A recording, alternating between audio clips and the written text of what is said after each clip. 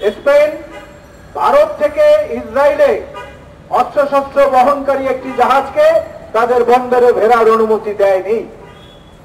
তারা ফেরত পাঠিয়ে দিয়েছে সেই জাহাজকে, এবং একই সঙ্গে তারা ইউরোপের অন্যান্য দেশকেও বলেছে ইসরায়েলকে সমরাস্ত্র দেওয়া বন্ধ করো। তারা নিজেরাও বন্ধ করেছে এবং এই ব্যাপারে তারা জোর লবিং করছে। অথচ আমার এখানে আমার স্বাধীন বাংলাদেশে, যেখানে লক্ষ লক্ষ মানুষ রক্ত দিয়ে জীবন দিয়ে একটা নতুন মানচিত্র আনয়ন করেছে, সেইখানে আজকে ইসরায়েলের থাবা প্রায় বসেছে। নাহলে রাতের বেলা গোপনে কিভাবে এখানে ইসরায়েলি সংস্থার বিমান অবতরণ করে?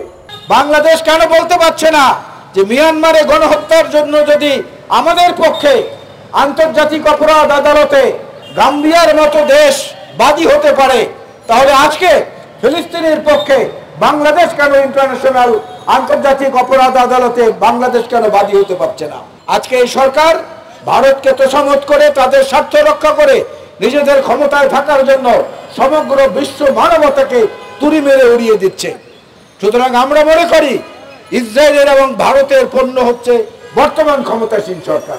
প্রতিবাদ হচ্ছে ইমানেরও একটি অংশ।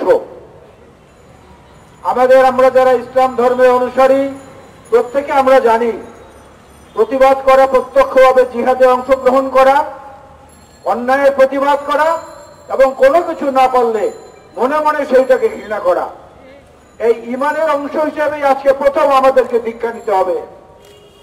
একটা ভাওতাবাজি বর্তমান সরকারের আওতায় মানবাধিকার যেখানে আজকে দেশেই অনুপস্থিত, সেখানে অন্য দেশ নিয়ে আমরা কথা বলছি সেই ইমানি চেতনার কারণেই।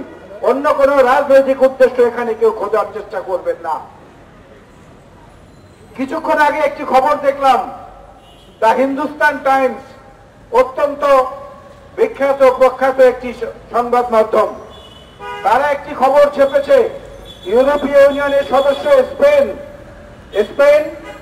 ভারত থেকে ইসরায়েলে অস্ত্রশস্ত্র বহনকারী একটি জাহাজকে তাদের বন্দরে ভেড়ার অনুমতি দেয়নি।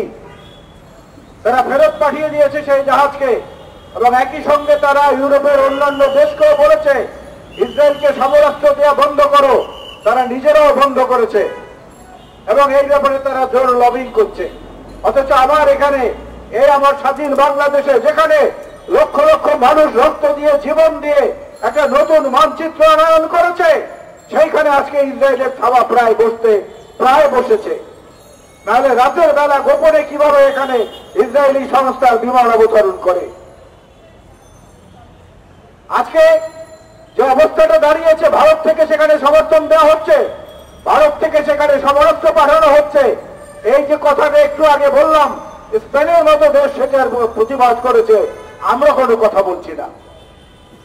আমাদের সবার পাশে এত বড় একটা বৃহৎ প্রতিবেশী থাকা সত্ত্বেও অমানবিক আচরণের কারণে তারা বাংলাদেশের মন থেকে আস্তে আস্তে মুছে গেছে। ফেলানিত কোনো মাদকের সঙ্গে সরবরাহের সঙ্গে জড়িত ছিল না, তাকে কেন কাঁটাতারে ঝুলতে হয়েছিল? অসংখ্য মানুষকে গরু চোর আখ্যা দিয়ে, গরু পাচারকারী আখ্যা দিয়ে পৃথিবীর কোন সীমান্তে এত মানুষ নিহত হয় এমনটা আমাদের জানা নাই, যেটা ভারত বাংলাদেশ সীমান্তে প্রতিদিন হতাহত হচ্ছে। একই অবস্থা আজকে ইসরায়েলিরা করছে ফিলিস্তিনিদের বিরুদ্ধে। আপনারা জানেন বিশ্ব মুসলিমের সবচেয়ে অনুভূতির স্থান, দ্বিতীয় সর্বোচ্চ অনুভূতির স্থান হচ্ছে আল আকসা মসজিদ। এই আল আকসা মসজিদে নবী করিম সাল্লাল্লাহু আলাইহি সাল্লাম পবিত্র মিরাজের রাতে সমস্ত নবী পয়গম্বরদেরকে আল্লাহ রাব্বুল আলামিন সেখানে একত্রিত করেছিলেন, এবং এই মসজিদেই হযরত মুহাম্মদ সাল্লাল্লাহু আলাইহি সাল্লাম সে নবী এবং পয়গম্বরদের নামাজে ইমামতি করেছিলেন। সেখানেও তো ইমানের সে অনুভূতি আমাদের জড়িত রয়েছে। শুধুমাত্র রাজনৈতিক কারণে নয়, শুধুমাত্র মানবতার জন্য আজকে যেটা হচ্ছে, বাংলাদেশ সরকার কেন সেটার পক্ষে দাঁড়াতে পারছে না? বাংলাদেশ কেন বলতে পারছে না যে মিয়ানমারে গণহত্যার জন্য যদি আমাদের পক্ষে আন্তর্জাতিক অপরাধ আদালতে গাম্বিয়ার মতো দেশ বাদী হতে পারে, তাহলে আজকে ফিলিস্তিনের পক্ষে বাংলাদেশ কেন ইন্টারন্যাশনাল আন্তর্জাতিক অপরাধ আদালতে বাংলাদেশ কেন বাদী হতে পারছে না? গাম্বিয়া তো আমাদের পক্ষে মানবতার পক্ষে দাঁড়িয়েছে মিয়ানমারের এথনিক ক্লিনজিং এর বিরুদ্ধে, আমরা কেন সেখানে দাঁড়াতে পারছি না? আজকে এই সরকার ভারতকে তোষামত করে তাদের স্বার্থ রক্ষা করে নিজেদের ক্ষমতায় থাকার জন্য সমগ্র বিশ্ব মানবতাকে তুড়ি মেরে উড়িয়ে দিচ্ছে। সুতরাং আমরা মনে করি ইসরায়েলের এবং ভারতের পণ্য হচ্ছে বর্তমান ক্ষমতাসীন সরকার।